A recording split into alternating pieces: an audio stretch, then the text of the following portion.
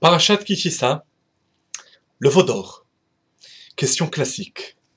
Comment peut-on comprendre que 40 jours après le dévoilement de Dieu sur le mont Sinaï, Anochi Hashem Elokecha asher hotzeticha meretz Mitzrayim, je suis Hashem ton Dieu qui t'a fait sortir d'Égypte, le peuple juif commette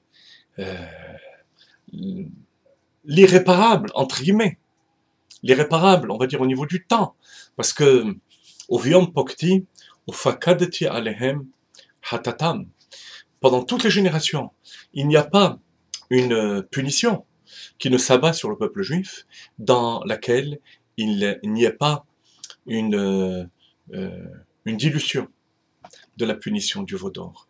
Alors bien sûr que tout est réparable. Un davara omed, bifnei tshuva, rien ne résiste à la teshuva. Mais comment peut-on comprendre que le peuple juif ait pu commettre une faute pareille? Alors nous allons voir l'optique de Rashi, qui tout simplement ne se prononce pas par rapport à cette question, alors que de nombreux commentateurs, comme le Ramban et d'autres, proposent leurs explications. Et du fait de ce silence de Rashi, nous sommes obligés de chercher dans la simplicité du texte la réponse.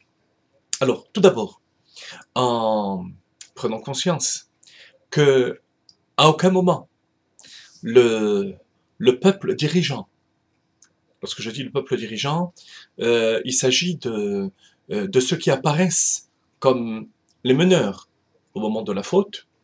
À aucun moment le veau d'or ne vient se substituer à Dieu. Au contraire, dans les termes qui sont employés par les Juifs à ce moment-là, Kizé Moshe Ha'ish, il s'agit plutôt de substituer quelque chose que nous allons devoir définir à la place de Moshe Rabbeinu. Ils ont besoin d'un guide, parce qu'ils savent que la parole de Dieu, même si elle s'adresse à chaque Juif, elle passe par le canal de Moshe Rabbeinu. Ele Elokecha Israël asher ha'elucha meretz Mitzrayim. Elohim, et Elohim, Rashi a dit déjà à plusieurs reprises, que Elohim, il s'agit d'un guide, il s'agit d'un juge, et non pas de Dieu. Et donc, le veau d'or est là pour remplacer Moshe. On peut se poser la question, légitime, quel rapport existe-t-il entre le veau d'or et Moshe Rabbeinu? Nous avons la réponse à cette question dans la paracha de Trouma. Lorsque Dieu dit à Moshe de transmettre à Betsalel, de construire l'arche sainte avec les chérubins, c'est d'entre ces chérubins, que la voix de Dieu va sortir, jaillir, pour être transmise au peuple juif. Venoad til echasham, je te donnerai rendez-vous là-bas, et c'est de là-bas que je te transmettrai la parole.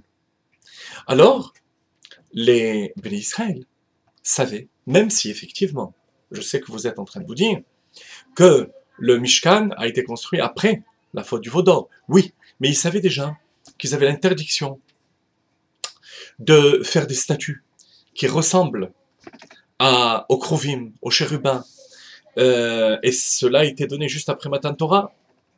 Donc, il y avait déjà cette connaissance du peuple juif de ces chérubins. Et donc, pour eux, faire passer par une représentation d'or la parole d'Akadosh Baruch Hu, c'est quelque chose qui existe dans la Torah. L'arche sainte avec les chérubins.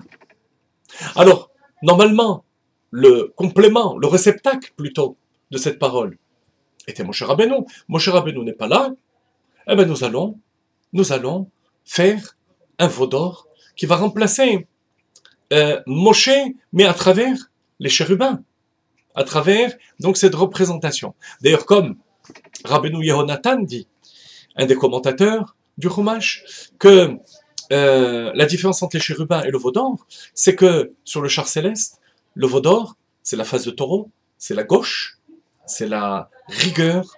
Donc la rigueur, le voilement de Dieu, c'est normal parce que ça devait venir par l'homme, par le peuple juif, alors que le chérubin, c'était une phase de chesed, de bonté parce qu'il s'agit d'un dévoilement de Dieu. C'est Dieu qui a donné les chérubins. Ben, on doit réagir. Dieu attend quelque chose de nous. Et ben, ce quelque chose, ça va être le veau d'or.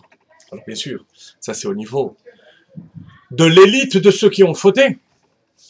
Et ça a engendré, ensuite bien entendu, au niveau de la lie du Erev Rav, carrément des personnes qui ont fait Avodah Zarah. Mais voilà l'explication qui ressort à travers la présentation des textes de Rashi. Et malgré tout, les tzadikim, bien entendu, Aaron, et les femmes et les enfants ne se sont pas laissés aller à ce piège.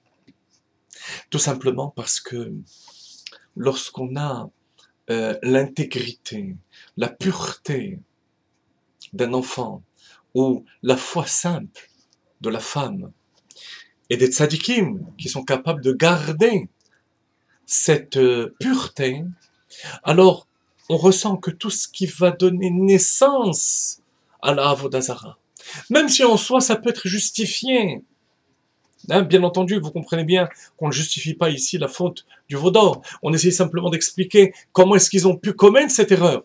Et bien même cette erreur n'est pas commise. Ça a été le cas de la tribu de Lévi, des femmes et des enfants qui n'ont pas fauté, de sentir ce qui peut donner naissance même à l'Avodah Zarah. Et ça c'est l'enseignement, chers amis, de la parashat Ki Tisa. C'est que pour réellement adhérer à l'unité d'Akadosh Baruch Hu, il faut être capable de garder cette tmimut, cette naïveté, cette pureté que l'on a reçue sur le mont Sinaï, que les enfants, que les femmes et que la tribu de Lévi ont reçu sur le mont Sinaï. Et à ce moment-là, on amène le tikkun, la réparation de la faute du veau d'or. Et d'ailleurs, vous le savez, cette réparation va venir par le machatzit shekel, kofer nafsho, la kapara de l'âme, machatzit shekel. Qu'est-ce que c'est le machatzit?